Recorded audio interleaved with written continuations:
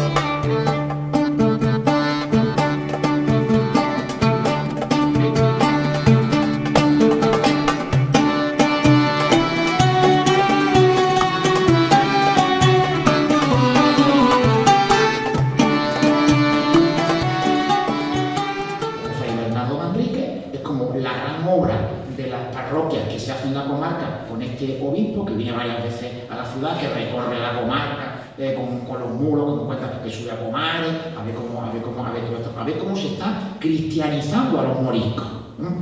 Se mete en los mismos pueblos para ver cómo está funcionando y también para poner en orden a los curas, porque los curas, la mitad de ellos no estaban en sus parroquias. ¿Cómo van a catequizar si es que no subían a muchos de los pueblos? Entonces tienen que tomar bastantes medidas los pueblos provisores para que el clero hiciera su función.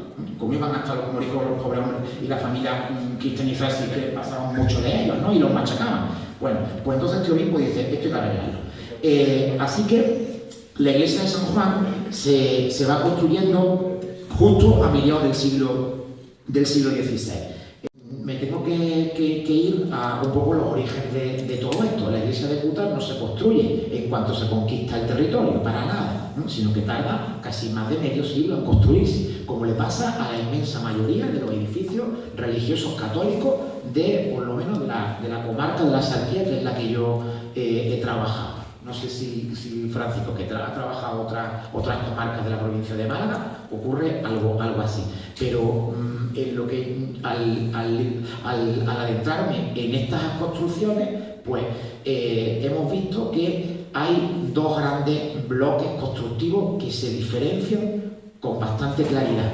Y la iglesia de Cútar es como el principio del segundo bloque. Es como, yo digo que como una pequeña transición, tiene reducto de lo que se está terminando de construir y el principio de lo que se va a empezar a construir a partir de la iglesia de Cútar. Trabajo un documento de la Real Audiencia y Chancillería de Granada, el legajo 995, la pieza 3. En esos folios aparece la vieja oligarquía de Comares. ¿Por quién está constituida?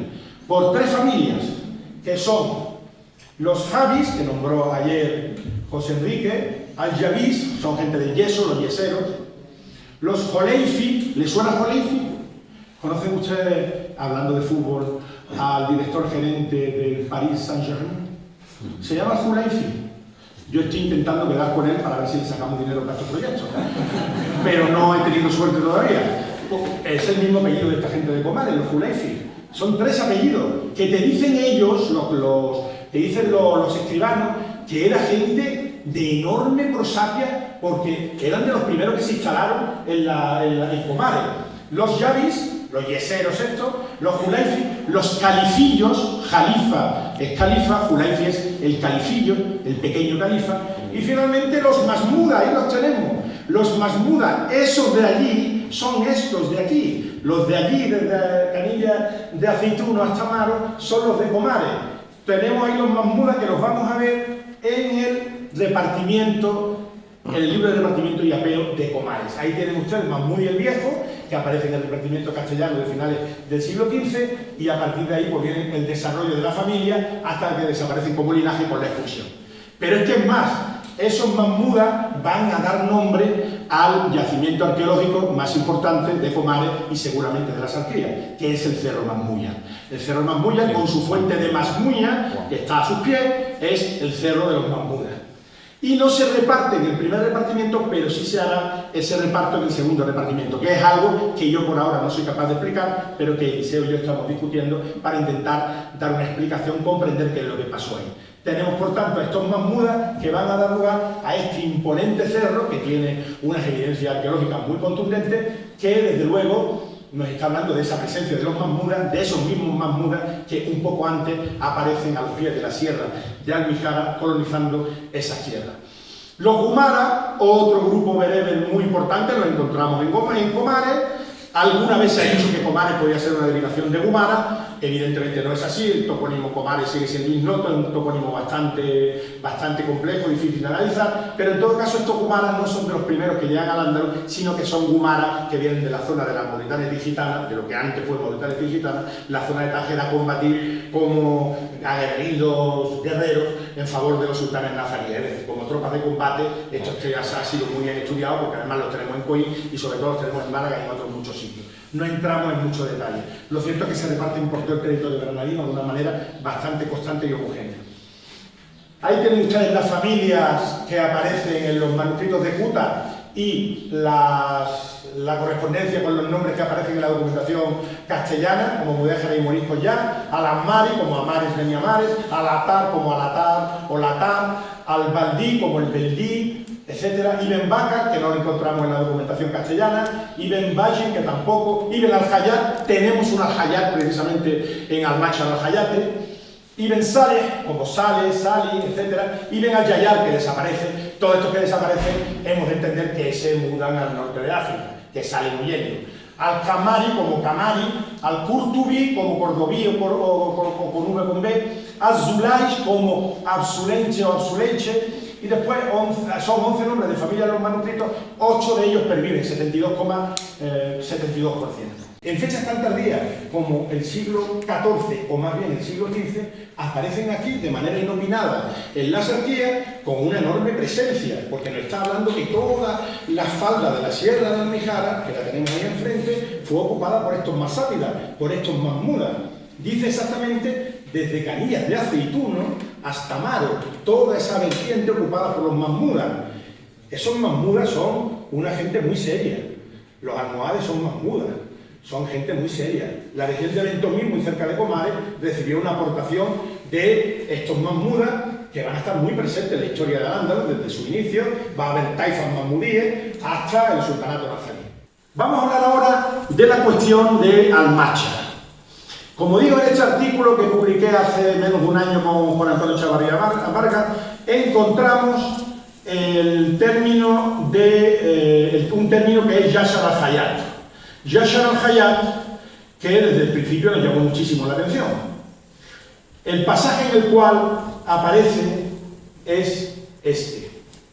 El señor juez de la Ta, nuevamente este era el episodio que yo quería hablar, de la presencia del término Ta. El señor juez de la Ta de Comares y de la Sartía de Málaga hace saber que Ahmad ibn Yusuf ibn Zulaish, de la alquería de Al-Machar al-Hayyate, ha concedido el divorcio por segunda vez a su mujer, a esta Al-Fatah que hemos visto a lo largo de la representación teatralizada tan hermosa que hemos podido contemplar hoy. Pues bien, ahí aparece un Yashar al-Hayyat, que Juan Antonio Chavarría y yo le dimos muchas vueltas. Yashar al-Hayyat, ¿qué es esto? Y resulta que desde la obra de José Enrique López de Coca aparece Al-Machar al-Hayyate, incluso antes, Al-Machar al-Hayyate es lo mismo. Pero es que ahora veremos que tiene unas implicaciones muy interesantes para la Tada de Comares. No las voy a adelantar, va a venir inmediatamente a continuación. Este Yashar y Machar es lo mismo. Es Al-Machar al-Hayyate, que es como aparece en la primera documentación castellana.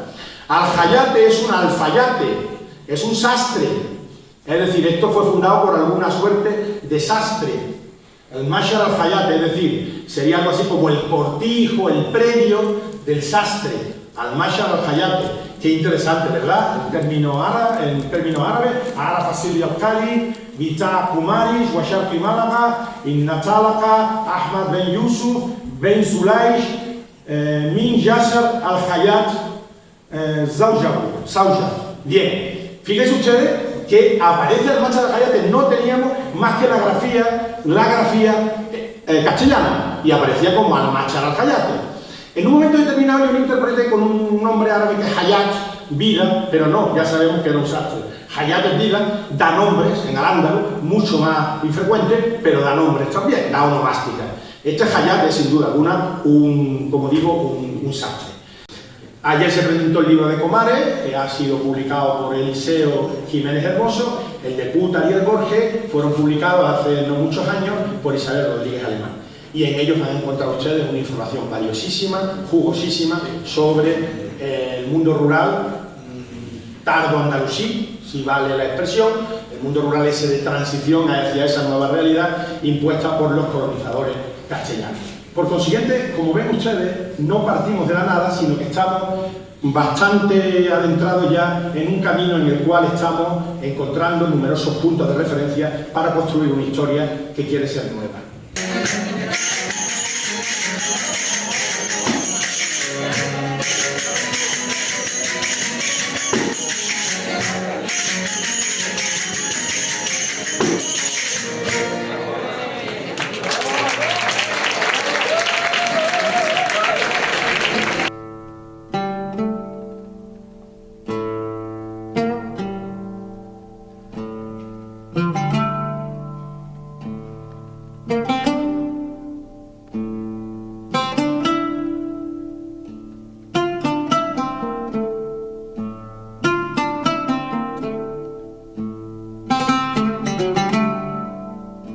Esta tarde tienen el privilegio de estar en uno de los edificios intactos de la diócesis de Málaga y su provincia, que se conserva en su fábrica, en su obra, tal como se concibió.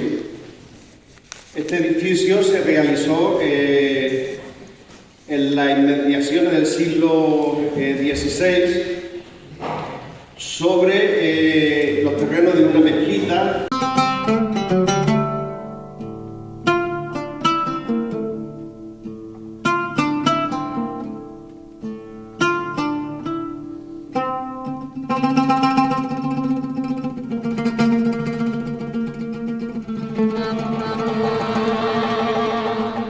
Con la obra, pues se topó con una alacena tapiada en una de la vivienda y se topó dentro con tres libros, ¿no? Con 3 volúmenes. Claro, en ese momento, aquí en Cútar, pues surgieron un montón de interrogantes, ¿no? El alcalde se puso con lo que era la gestión de la restauración de los volúmenes, pero aquí la gente se preguntaba qué contenían esos libros, quién los había escondido, cuánto tiempo llevaban ahí. Y ahí es donde voy a presentar a este personaje que tenemos aquí, que es Muhammad al-Yayar, Muhammad Ben Ali al-Yayar al-Ansari, que era una persona muy erudita de aquella Málaga musulmana, una persona con mucho conocimiento y que se codeaba con la élite musulmana. Él vio como de un día para otro la Málaga que él conocía pasaba a manos castellanas, ¿no? Entraron los reyes católicos en 1487 y él, al igual que muchos malagueños, fue esclavizado y en su caso él tuvo la suerte de ser llevado cautivo a Sevilla, a la casa de Pilatos, que es donde se encontraba el adelantado mayor. Él pasó 3 años allí como copista y a los 3 años, gracias a Ali al-Dordux, es liberado. Ali al-Dordux, digamos que era el cadí mayor del obispado de Málaga, la persona que pactó la rendición de Málaga con Fernando el Católico y que utilizó a partir de ahí un poco su situación privilegiada para liberar a amigos suyos como Al-Yayar. Al-Yayar llega en agosto de 1490 aquí a la alquería de Cútar, no es casualidad. Su mujer, Alfat, y la familia de su mujer eran de aquí de esta alquería. A Alfat la acabáis de conocer en la primera escena. Y Al-Yayar pasa unos 10 años aquí en Cútar, pero la situación había cambiado por completo, ya no era la misma que cuando él vivía en Málaga. Entre otras cosas porque la población mudéjar, interrogante, los mudéjares eran esos musulmanes que vivían ahora bajo el dominio castellano, pues la situación se había vuelto muy hostil para la población. Se ha hablado anteriormente en la mesa redonda y demás, de que sobre el año 1500 hay una gran quema de libros en la Plaza Mirambla de Granada, por este hombre que tenemos aquí, esta ilustración, que está sacado de un cuadro muy famoso. El cardenal Cisneros ordena esa gran quema de libros. se pretendía cristianizar a la población mudéjar a la fuerza. El primer obispo que tuvo Granada, la Granada castellana, era Hernando de Talavera, un hombre que venía con muy buenas intenciones y demás, pero la verdad que con eso, digamos que el Estado y la Iglesia pues no vio que eso funcionara para cristianizar, básicamente. Entonces entró el cardenal Cisneros con ideas más radicales, ordenó esta gran quema de libros, se prohibió la lengua en árabe, se prohibió el uso de los baños y demás. Los viernes, que es el día de la oración, se abrían las puertas en la ciudad de Granada para controlar que la población no estuviera con sus prácticas y rituales. Y claro, todas esas noticias al final se extendieron por todo el reino de Granada. Vuelvo a poner un paréntesis, el reino de Granada, que era la provincia de Almería, Granada y Málaga, y entonces, claro, nuestro protagonista pues ve como todas estas cosas empiezan a afectar. Hay que decir que al poco tiempo de llegar aquí se le encomendó dos grandes responsabilidades. Se le nombró alfaquí y se le nombró imán de la mezquita de Cútar. El alfaquí era el hombre que enseñaba la ley, el hombre de ley, y el imán, el hombre la persona que se encargaba de enseñar el Corán en la mezquita los viernes. Los religiosos son los que se quemaban, y el que se salva, el Corán del siglo XI. Bueno, esto hay otro caso, o dos casos en Aragón, emparedados. Los Coranes emparedados. Sencillamente es evitar, se tiene que evitar que lo profanen, o bien piensan que algún día volverán. Ya está, Y posiblemente eso, los momentos más críticos del tema, pues, o bien cuando se produce la rendición, o más a finales del siglo XV-XVI, el momento de sublevación y obligación después de convertirse forzosamente al cristianismo, o pensando también después ya en plena guerra del conflicto en 1569 a 71. En alguno de esos momentos tuvo que el propietario tuvo que decir, esto lo tengo que guardar. A lo largo de mis días he tenido el honor de desempeñar muchos nobles oficios a los que me he dedicado con más gloria que pena. Sí. Como copista alcancé el cielo cuando debería haber estado en el infierno. Así es. Cuando los católicos entraron en Málaga, me encerraron junto a muchos otros. Pero yo tuve la suerte de ser destinado a Sevilla, a la casa del adelantado mayor don Pedro Enríquez, un hombre culto, tan piadoso como su cultura le permite ser, y yo he de reconocer que por mi experiencia fue más de lo esperado. Me tuvo cautivo, sí, pero bien alimentado y entretenido en una actividad virtuosa. Y eso no es así, se lo aseguro. Sí, tienes razón, las capitulaciones deberían haberse respetado. Igual que Isabel y Fernando, deberían haber cumplido su palabra. Lo sé, pero somos muchos los que lamentamos esta situación. Pero aprovecháis de ella, ¿no es así? ¿Yo? Yo no me aprovecho de nada. Pero tu marido sí. ¿Acaso no han usurpado las tierras de mi tío para dárselas a él? Sí, así es. A él y a otros pobladores cristianos. ¿Y aún quieres que seamos amigas? No es que lo quiera, es que lo somos. No puedo llamar amiga a quien duerme con lobos. No digas eso. Cuando hemos vivido en paz durante mucho tiempo. No. Hemos coexistido, nada más. Por Dios, qué terca. Fíjate, Hallaré una solución. te crees sabio esposo, pero no eres más que un ingenuo. No puedo irme. Y nada te lo impide, solo tu orgullo. Debemos quedarnos. He recibido noticias de Málaga. Hay un plan de rebelión, pero es a largo plazo. Por el momento, debemos convertirnos en cristianos. Nadie lo será realmente. Esperaremos, engendraremos hijos. Aprenderán el arte de la taquilla, el disimulo. Parar la cena. Ten cuidado con lo que dices, mujer. ¿Por qué? ¿Acaso hablo sin sentido? No me faltes al respeto en mi casa. ¿Tu casa? Esta casa es mía, de mi familia. Yo soy de Cútar, tú no. Tú no querías venir aquí. Te horrorizaba la idea de dejar la pomposidad de Málaga. Tus largas noches de discursos teológicos y charlas filosóficas al amor de una pipa. Eso no es cierto. Yo quería venir mucho antes, cuando el curso de la guerra ya mostraba claros signos de derrota. Huir es de cobardes. Ya, y por vencer perecen los valientes. Quien confía en el poderoso pronto vencerá. Reza cuantos quiera, esposo. Nuestro pueblo ya ha sido derrotado. Y quien es vencido no tiene respuesta ni siquiera de Alá. Oh. Ten paciencia, amada mía. No desesperes ante el aprieto. No puedo soportar tanto dolor. He hablado con Marta. Dice que el señor de Castilla ha empezado a bautizar gente en Granada. Y que el cardenal Cisneros ha prendido fuego a todo libro nazarí que ha encontrado. Que al Altísimo los trate como solo alguien puede hacer. Por favor, vámonos antes de que lleguen aquí. No abandonaré a esta gente. No toleraré la sumisión de estas almas y de estos corazones. El destino sentenció como Alá quiso. Y a él me resigno esperando la hora del alivio. No hallarás ningún alivio aquí. Tan solo humillación o muerte. Oh, tú eres una mujer. Entiendo que lo tuyo es proteger la vida, pero ¿qué clase de hombre sería yo si no luchara hasta la muerte? De los que viven para luchar otro día. No eres un guerrero, esposo mío.